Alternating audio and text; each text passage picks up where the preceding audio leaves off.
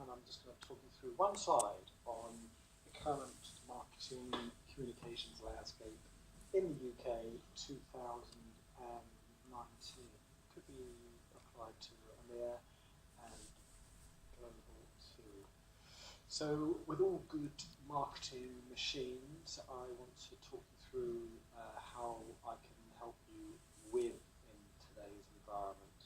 We've got a busy business demanding more, get us more customers, more money, more revenues, more profits, and we've got a busy consumer on the other side of our machine, our roadmap today to explain how we're going to do this. And ultimately what we're trying to do is get the checker flag, get the win, which is all about better customer relationships, longer, more satisfied, deeper, more profitable relationships with your customer base.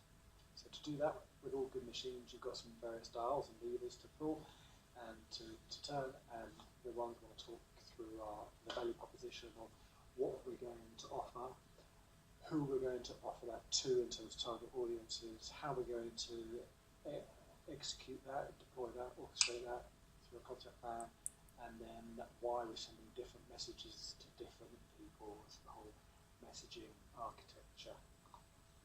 So the first thing we're starting off with is the research and development of our particular product or service. We need to get this busy customers, this busy consumer's attention. How do we do that? It's so tough today. We currently see or have a figure around 15,000 different advertising messages are being sent to our busy consumer each day in the UK.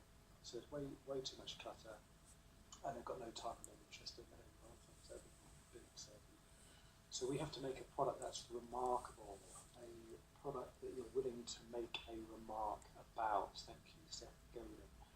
And to do that, we need obviously various market intelligence, some desk research, some more Millward Brown type research, or even a Kantar Media, TGI type buying study research, where we can understand our positioning and what size of the market and how we can actually make our product resonate. We also have our own database to look into and glean insights from our first-party data, also potentially some partners' data, or back into the marketplace on third-party data. Ultimately, what we're trying to do is to get something unique and different and remarkable about our particular product or service, so straying against the norms. KP Nuts, congratulations. You have just launched something nuts here in the UK for years and years. All we used to have was really salted and dry roasted. Now we've got something nuts which are unbelievable. So straight against the norm. You've got someone like Graze, who are healthy snack boxes just being sold this week to Unilever. So again, slightly different, just putting some healthy snacks into a little box as a convenient snack product. Very good. Differentiation as well. Take a big giant like obviously Apple and their way of differentiating themselves against the regular Android and PC world is quite remarkable. Charging a premium for that. So we've got to have a reason for interrupting this busy consumer, a very good reason as well. Some studies I was reading was that even 15 years ago, if we were in market to buy something, we'd need to see something around 4 times 15 years ago. Now it's 14 times more, about 18 times we need to see that same thing to be able to get it through all this clutter and noise that's out there. So again, back to the psychology of it and the human behaviours that we see. So what's in it for me? The selfish, I need to know what you're going to do for me. So therefore, we need a whole bank of content, and we need to make that message stick with this particular busy consumer. How do we do that? Well, we have to obviously have, like I say, a series or a suite of different content that's personalised enough from what we know to cut through this noise. And it's not always just about buy this content. It has to be a whole series along the lines of added value. Here's a white paper. Here's a how-to guide. Here's a nice blog. Here's some feedback. Here's some testimonials. A whole suite of different content to get this cut through. And again, breaking down silos, not interested in, okay, it's the media boys' job to do that. They go off and send off their display ads and all their banners and all their programmatic. But actually, it all needs to be synced together in this holistic omnichannel way, where it's not just media, it's actually using the database and knowing that these customers are actually customers, therefore we should suppress them from what's going on above the line. And then obviously reinforcing that within our website and also our events and our customer experiences as well. I'll talk through a bit more about that in a second. So ultimately what we're trying to do is get people into this prospecting zone. So we've said enough, we've got a great product, we've got the right series of content, and the consumer is gradually being worn down to actually be interested in understanding more and learning more.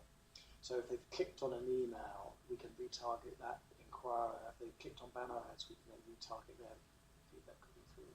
If we know a bit more about the database and can say that historically our customers come from these geographies, these geographic areas, these postcodes, how can we then allocate prospecting conversion monies to certain different groups within the UK? We can also take our current customers and fire them into the platforms of like Amazon and Google and YouTube and Facebook to actually find lookalikes. We can use our membership base itself. If our ultimate end game is to creating longer, deeper, more profitable relationships. We've got a whole group of super fans.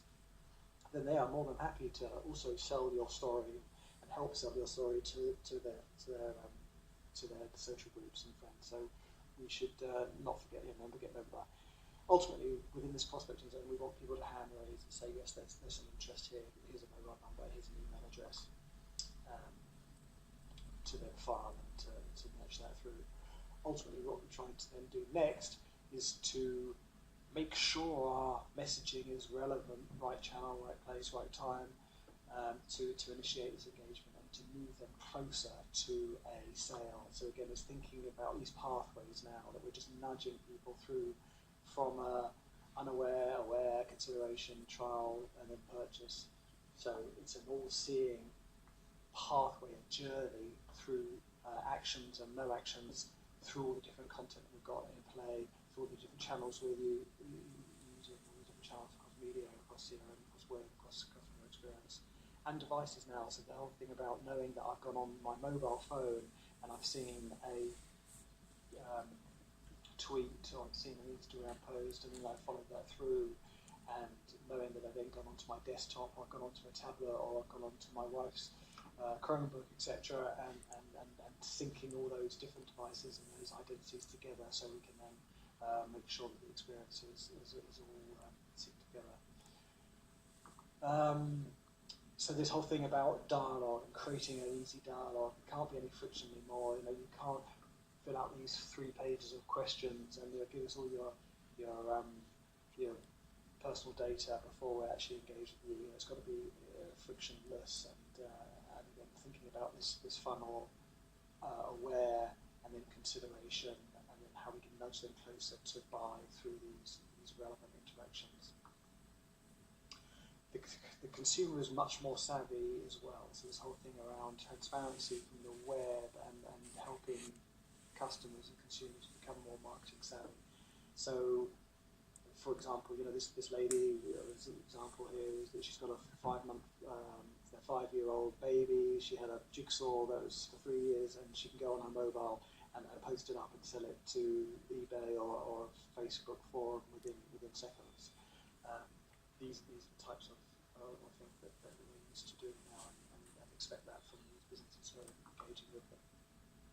Ultimately, though, we've got a good product, we've got a remarkable product or service, we've got some great content, which is a whole suite of different messages. We've initiated that through the right channels, and it's all nice and relevant. So we've got this person now close to purchase, so both of those arrows are coming together, and we're managing to get some cash out of that person for their first sale.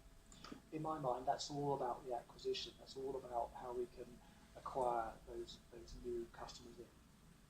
Where it gets interesting and where my heartland is all around the retention side of the business, and saying, well, actually, that's great getting that first sale, but ultimately we've got to find that data, find that database to get multiple sales, obviously, and create these longer, more deeper, more profitable relationships over time.